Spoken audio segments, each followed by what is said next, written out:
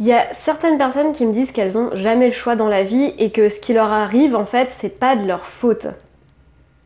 Alors ça, j'aime beaucoup ça parce que je reçois beaucoup de messages comme ça sur Instagram où il y a des personnes qui me disent mais toi, ça a été facile pour toi de te reconvertir.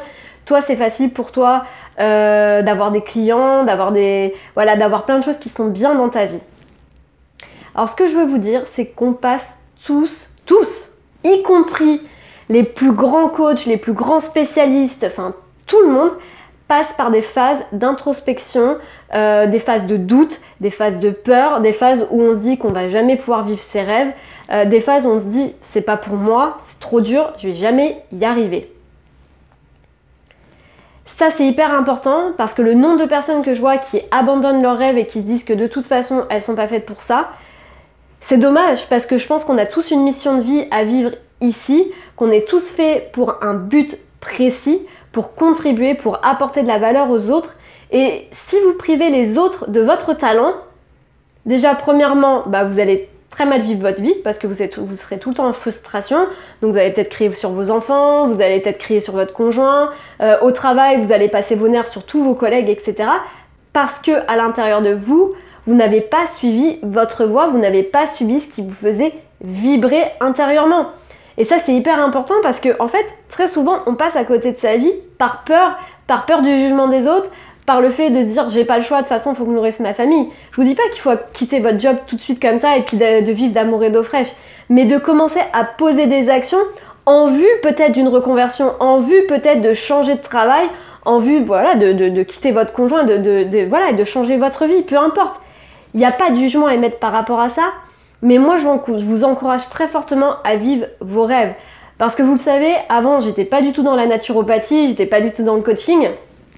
Et ce qui s'est passé, c'est que je me suis mis un énorme coup de pied aux fesses, je me suis fait accompagner, je me suis fait coacher pour vivre la vie que j'avais envie d'avoir. Et si vous sentez qu'effectivement vous n'arriverez pas seul, dans ces cas-là, n'hésitez pas à vous faire accompagner par des coachs. Voilà, il y en a plein aujourd'hui, par moi ou par d'autres, peu importe.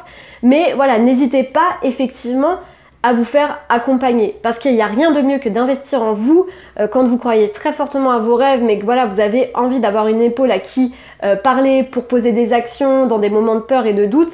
Un coach c'est très bien dans ces moments-là. Et puis j'avais envie de vous poser la question, de vous demander c'est quoi le prix à payer si vous ne passez pas à l'action? Ça veut dire que si là aujourd'hui votre rêve, c'est de perdre, j'en sais rien, 15 kilos, 20 kilos, ou si votre rêve c'est de vous reconvertir, de changer de travail, que vous avez fait une école de commerce, parce que très souvent je suis contactée par des gens qui ont fait une école de commerce et qui me disent qu'ils sont en reconversion. C'est quoi le prix à payer si aujourd'hui vous restez dans votre situation actuelle, et que dans 20 ans vous regardez ce qui s'est passé? Le prix à payer c'est quoi? C'est quoi? C'est que vous restez dans une situation qui ne vous convienne pas? C'est de rester avec votre corps qui ne vous convient pas? Parce que vous n'avez pas eu l'envie? Parce que vous n'avez pas osé poser l'action? Honnêtement, je vous demande pas de regarder au bout de l'escalier, je vous demande de regarder effectivement la première marche à monter et de vous dire dans 20 ans je serai où? Je serai où dans 20 ans? Et si vous me dites je serai toujours au même boulot, à déprimer, à commencer à faire une maladie inflammatoire parce que j'ai trop réprimé ce que j'étais à l'intérieur de moi, honnêtement j'ai envie de vous dire c'est dommage parce que je pense aujourd'hui qu'avec la société actuelle qu'on a, on a tous les clés pour vivre de notre passion. Je vous dis pas qu'il faut trouver un métier tout de suite, de vous dire j'ai envie de me reconvertir, j'ai envie de faire tel métier. C'est pas ça ce que je vous demande. Je vous demande de suivre votre intuition, ce que vous avez en vous, ce qui vous fait vibrer, ce qui vous passionne. L'argent suivra votre passion, je peux vous le garantir. À partir du moment où vous faites les choses avec le cœur, que c'est votre alignement le plus profond, on s'en fout, l'argent viendra ensuite. Aujourd'hui, on est tellement omnibulé par l'argent de se dire tu gagnes combien par mois, ça te permet de faire quoi, etc. ton métier, mais ça on s'en fout. Ce qui compte, c'est ce que vous avez dans votre cœur et si votre activité vous anime. Parce que très souvent, on fait des métiers juste pour l'échange de temps contre de l'argent et en fait, on n'est pas aligné avec nous-mêmes. Et honnêtement, la vie, c'est pas fait pour être vécu pour faire un travail que vous n'aimez pas. Donc, si vous avez l'envie profonde de vous reconvertir, de changer, n'hésitez pas à le faire. Et pourquoi il y a très peu de personnes qui le font? Eh bien, parce qu'il y a très peu de personnes qui osent passer à l'action, qui se disent je vais y arriver. Et du coup, en fait, on se retrouve à vivre avec les 98% des personnes qui sont frustrées, qui sont malades, qui sont tristes, parce qu'elles ne se sont pas prises en main pour vivre vraiment la vie qu'elles avaient envie. Non pas que je critique, c'est loin de là, mais parce que je me dis qu'on a tous un potentiel, qu'on est tous ici pour venir contribuer à quelque chose, et je trouve vraiment que c'est dommage de gâcher ce potentiel. Voilà, je parlais avec une amie là qui sort d'une école de commerce comme moi, et là qui est en train de passer son CAP pâtisserie en candidature libre pour proposer une entreprise avec de la pâtisserie sans sucre. Mais moi je trouve ça juste génial, elle est en train de poser ses actions, elle est toujours dans son travail, ça lui plaît plus, mais peu importe, elle envisage déjà dans un futur de se dire je vais quitter mon travail.